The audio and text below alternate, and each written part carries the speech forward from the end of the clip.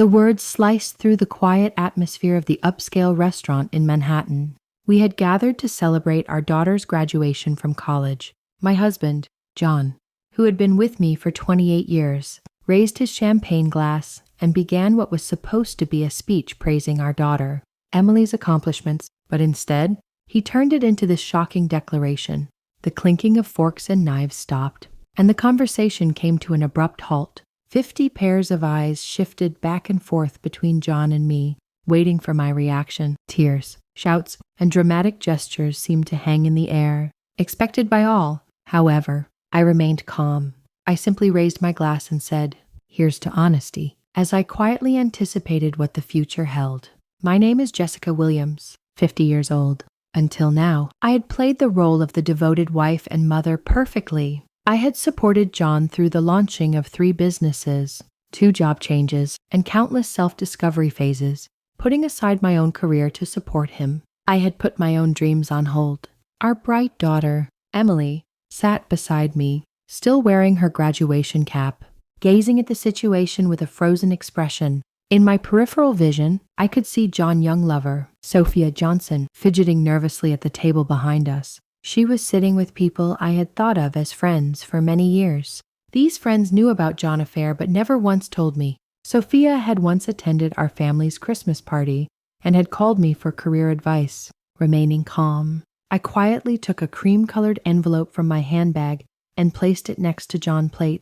"What's this?" he asked, his expression of victory wavering. "Read it later," I answered softly. Turning to Emily, I kissed her pale cheek, saying, "I am truly proud of you. Today is to celebrate your achievements." The guests, in shock, stared at me as I stood up, adjusted my dress, and said, "Please enjoy your meal and have a wonderful afternoon." I lifted my head high and walked through the heavy door of the restaurant. I could feel the 50 pairs of eyes piercing my back as the door closed, cutting off the noise. Once outside, the heat of New York in August hit me like a wall, but I welcomed it.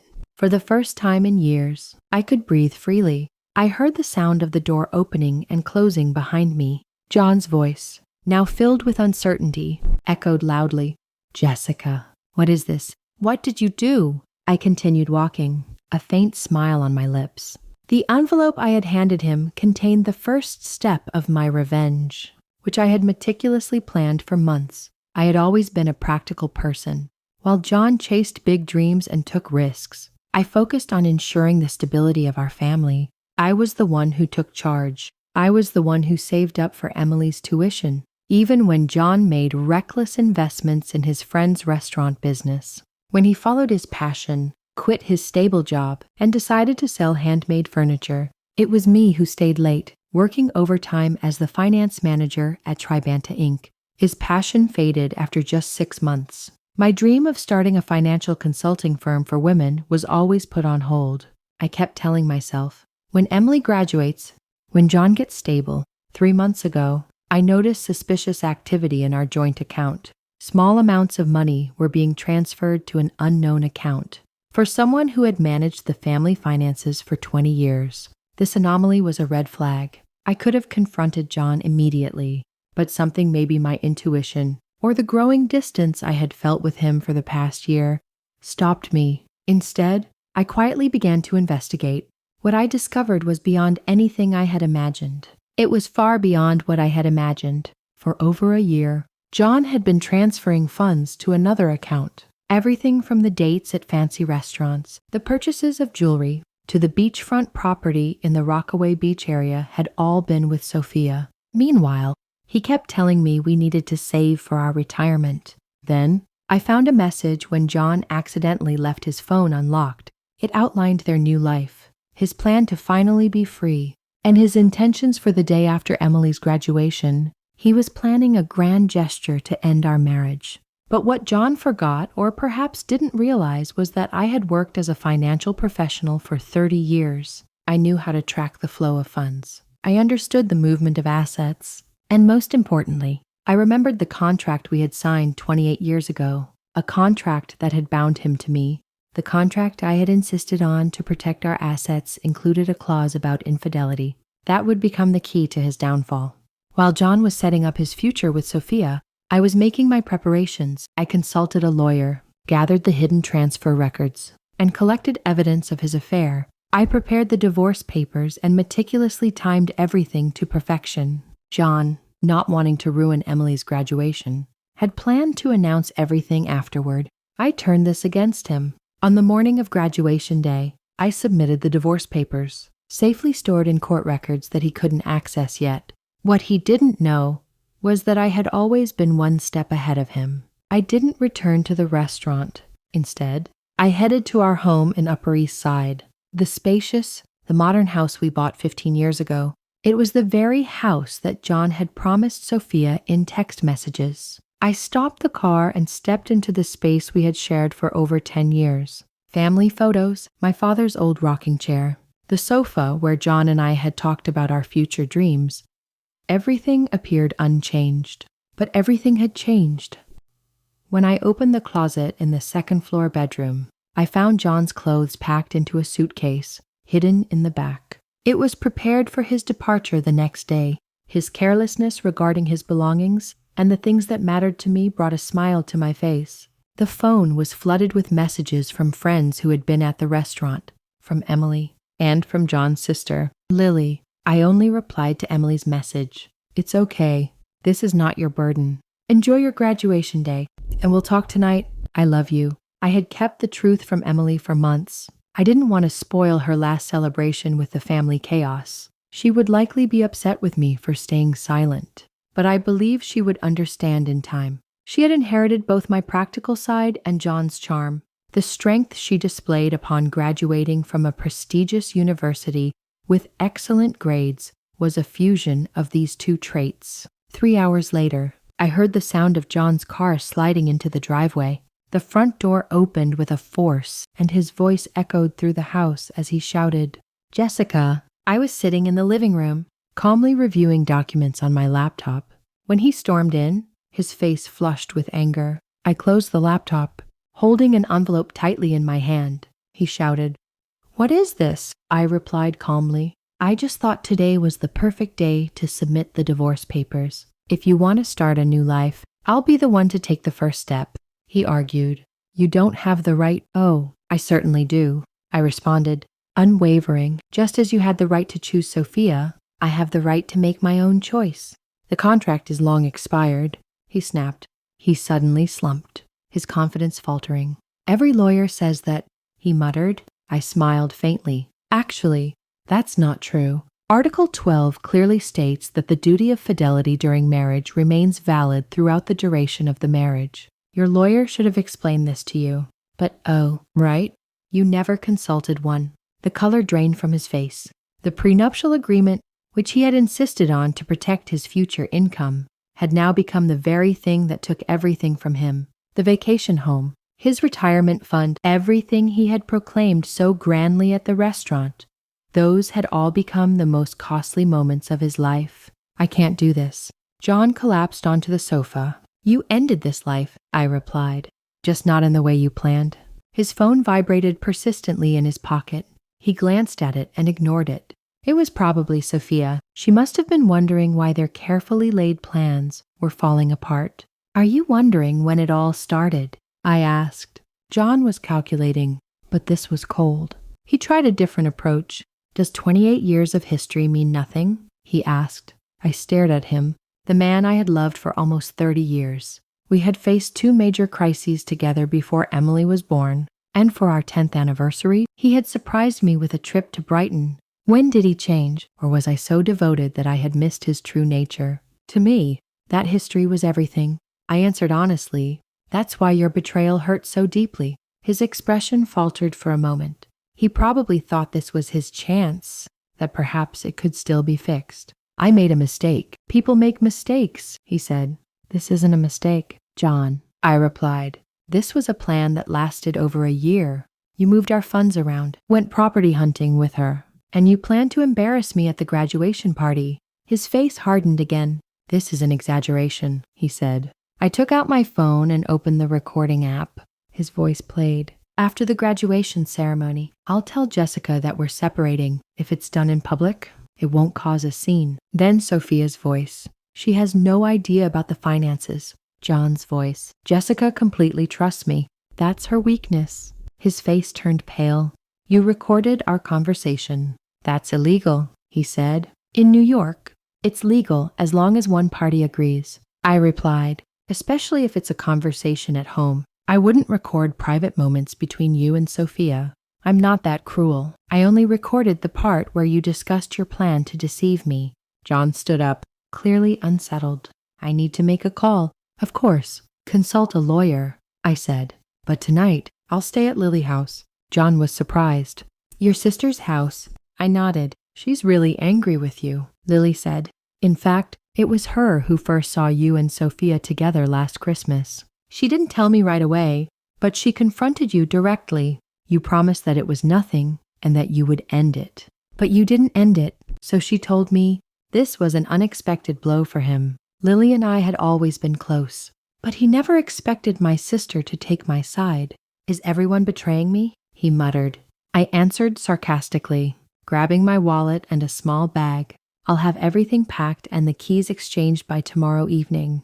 As I moved toward the door, John desperately called out to stop me. What about Emily? Have you considered how this will affect her? I stopped, and for the first time, my anger broke through the calm. Using our daughter as a shield is cowardly. John, when you were planning a new life with Sophia on the beachfront, did you ever think about Emily? Probably not, I replied. His phone rang again, and he looked at it with frustration. Is there a problem? I asked. Sophia's already at the apartment. He said, she's moved in her stuff. I smiled faintly. The apartment you and she signed for. The lease you signed last month. He nodded, his face confused. You should check with the management company, I said. The application was put on hold because of credit issues. The agent called our home for confirmation, and I handled it. I left the door. John's perfect new life was beginning to crumble faster than he could handle. Lily taught literature at a university and lived in a small, traditional-style house in Upper East Side. When I arrived, she embraced me tightly. I heard from Emily, she said as she invited me inside. Are you okay? I replied honestly. I'm doing better than I thought. In the kitchen, there was already an open bottle of wine waiting. I can't believe John would cause such a scene in such a public place, Lily said as she poured wine into our glasses. He must have lost his mind. He meant to embarrass me. He thought that if he rejected me in front of everyone, even if I became emotional, it wouldn't matter. Lily's face darkened. My brother always loved dramatic gestures, but this is beyond anything I imagined. We sat down in the sunroom, surrounded by bookshelves and shelves. Lily had never married and loved her independence and academia. At times, I had envied her freedom. What was in that envelope? She asked. I explained the divorce papers, evidence of the financial misconduct, and most importantly, the prenuptial agreement, one that would result in a far worse outcome than he ever anticipated. Lily laughed as she remembered. That prenuptial agreement? I remember Father gave him the funds for his first business. At that time, he had been desperate to protect it. Ironic, isn't it? The phone rang. It was Emily. I took a deep breath before answering. Mom, she said in a tense voice, I'm going to Aunt Lily's house. You don't have to, sweetie, I replied. But she cut me off. I'm already on my way. Dad's telling everyone that you've gone crazy. He's saying you've been planning this for a long time. It's awful. Of course, John always created a narrative where he was the victim. Let him say what he wants. I told her. The truth will come out soon enough. 20 minutes later, Emily arrived in her graduation dress. Her makeup was smudged from tears. She ran into my arms, just like when she was little, and used to do after a nightmare. Why didn't you tell me? She asked, burying her face in my shoulder. I didn't want to ruin your last day, I said. You worked so hard to graduate? She lifted her face, looking exhausted. But in the end, Dad ruined it all. In Lily's living room, I told them everything. The affair, the manipulation of funds, and John and Sophia's plan. Emily said, I thought something was wrong with Dad. He's always distracted and always on his phone. But I never imagined this, Lily gently said. The betrayal of someone you love is something no one wants to see.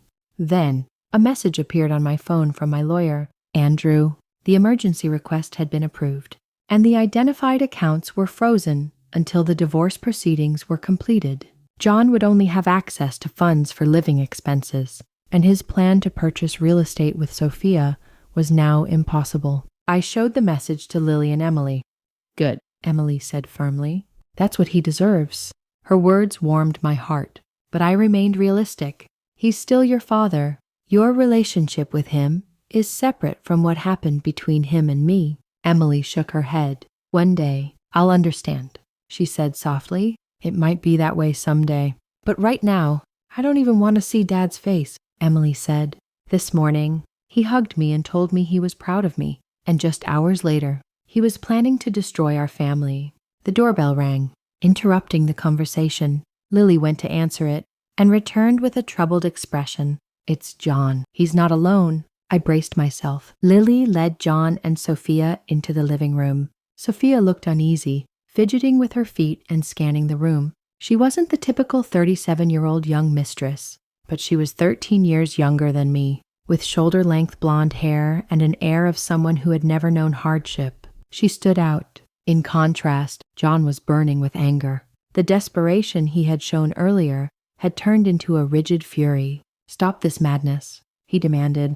"Unfreeze the accounts? We can talk about this calmly." Emily stood up, stepping slightly in front of me. "The one who should have been calm was you," she said. "On graduation day, before you announced at the party that you were abandoning Mom," Emily said, her voice filled with disbelief. Jessica looked at his daughter, as if just now realizing something. "Emily, this has nothing to do with you." "Nothing to do with me," Emily replied, in a tone of utter disbelief. "You're breaking up our family on my graduation day, and this has nothing to do with me." Sophia touched John's arm. "Maybe we should leave," she suggested. He shrugged her off. "No, I'm not leaving until Jessica calms down." Lily crossed her arms. "The only rational one here is Jessica. You're the one who caused this mess." "John." I sat quietly, watching the turmoil unfold. For years, I had played the role of maintaining the family's harmony and keeping everyone happy. That role had exhausted me, and I had finally let it go. "The accounts will remain frozen for 3 days, until the preliminary hearing," I said. "That's when the judge will decide the asset division." John raised his voice. "What am I supposed to do for the next 3 days?" "You have your personal account, don't you?" I said. "The one where you've been funneling funds into for a year. That should be more than enough." Sophia shot John a sharp glance. "Your personal account, how much is in it?" It was an interesting turn of events. It seemed John hadn't told Sophia everything. He ignored her question. "This is cruel." "Jessica, this isn't like you," John said. "You just didn't know my true nature," I replied. "Or perhaps I didn't truly know yours either." Emily turned to Sophia. "Did you know Dad was going to make that announcement at my graduation party?" Sophia lowered her eyes, embarrassed. "I thought he'd talk to your mom privately." The announcement today was unexpected. John looked at her as though betrayed. The bond between them was already showing cracks. "You two should leave," Lily said firmly. "It's enough. Don't upset Emily any more than this." Emily and John exchanged words. "You understand that relationships can change, right?" "People can drift apart," John said.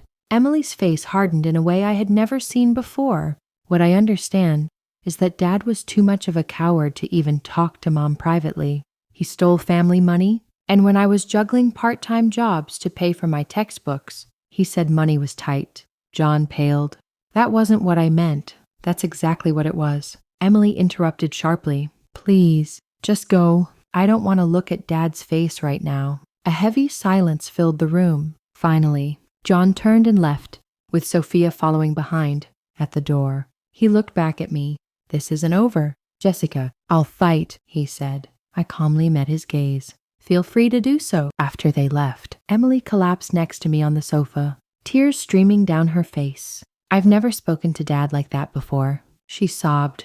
I gently placed my hand on her shoulder. "Sometimes doing the right thing can be painful," Lily said as she brought over a new wine glass. "To new beginnings," she said, raising her glass. Indeed, this was not the end, but the beginning of something new.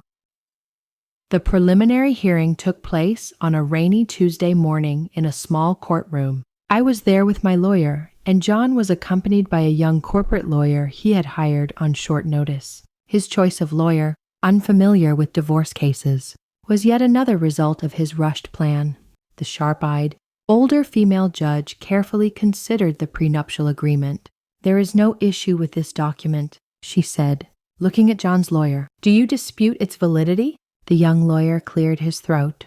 "Your Honor, due to the passage of time, I believe the contract should no longer be enforceable." The judge read aloud from Article 18. "The contract is valid during the period of employment and the legal procedures following its termination. It is not mentioned." The judge continued. John whispered something to his lawyer, but the lawyer looked increasingly uncomfortable. Furthermore, the judge went on. "The evidence of systematic fund transfers violates the financial requirements of Article 23. She turned the pages of the documents. "The freezing of the joint account will remain in place. John Williams' personal account will remain accessible. The family home will be considered the property of Jessica Williams, based on the indefinite clause of the prenuptial agreement, until the proceedings are complete. A full hearing will take place in 30 days. As I left the courtroom, John caught up with me in the hallway. "Jessica, let's talk. We've been together for 28 years. It meant everything." "It did, until you made it meaningless," I thought, but I didn't say it aloud. I left him behind and walked away down the courthouse hallway. The weight of his choices had finally begun to settle on him. The news quickly spread through the social circles. Some friends offered their support, while others contacted me out of curiosity. Some also reached out. I didn't go into details, just saying, "John and I are separating. It's a common thing." On the other hand, John's image as a successful businessman with a devoted family was irreparably damaged. The freezing of assets meant he couldn't fulfill his promises to Sophia. The purchase of the property in Rockaway was canceled, and the down payment for the luxury car was also called off. 2 weeks later, I got a call from Lily. "Did you hear? Sophia already left." I wasn't surprised, but I was impressed by how quickly she had made her exit. Apparently, she found out John's business wasn't as successful as he claimed, and there was no massive savings either. She told her friends she wasn't planning on dating a man with financial problems. I couldn't help but laugh. John was always so good at creating illusions. Meanwhile, I had obtained my freedom with the funds I managed separately from the joint account. I had a small office in Manhattan. I rented a small office and started the consulting company I had always dreamed of. My first clients were 2 women going through divorces. Word of mouth helped grow my clientele, and I began working as an expert supporting women in life transitions, such as divorce, widowhood, and career changes. The work gave me a sense of urgency that I had never experienced in corporate jobs. Emily got a job at a marketing company in Manhattan, and she would regularly call me, "Mom, I'm so proud of you," she would say, sharing how her list of clients was growing. "You're helping people at their worst moments," I replied. "I'm just doing what I wish someone had done for me earlier, helping women prepare for any future." Being needed not for care, but for my expertise, was a fresh and empowering experience. The final hearing was held on our 29th anniversary. It felt fitting. Having spent 1/3 of my life with him, John looked exhausted. Without my financial support and guidance, his business struggled. Sophia had already started seeing a real estate developer in Manhattan. Most of our mutual friends knew about his betrayal and distanced themselves from him. The judge fully upheld the prenuptial agreement. John left with only his personal belongings, a struggling business, and the almost depleted balance in his personal account, which had been drained by legal fees. I, on the other hand, retained 70% of the joint retirement fund and investments. This was the result stipulated by the prenuptial agreement in case of such circumstances. The document he had used to protect himself had led to his downfall. I had received justice. As I left the courtroom, John approached me for the last time. "I made a terrible mistake," he said quietly. "Any chance of starting over?" "That door has already closed," I replied gently but firmly. "I understand," he said. For the first time, I felt he was speaking from the heart. "I hope you find happiness, Jessica. You deserve it." It had been years since I had heard him say anything like that. His words were sincere. 6 months later, my company was thriving. We had moved from a small office to a larger space, and I had hired 2 associates.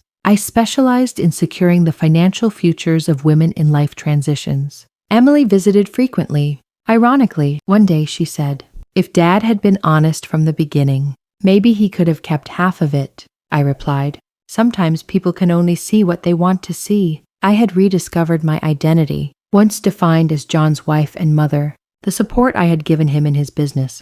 The sacrifices I had made, all of it, had been the key to something I hadn't known before. Beyond that was not just revenge, but renewal. By securing the financial future for others, I had regained something far more valuable myself.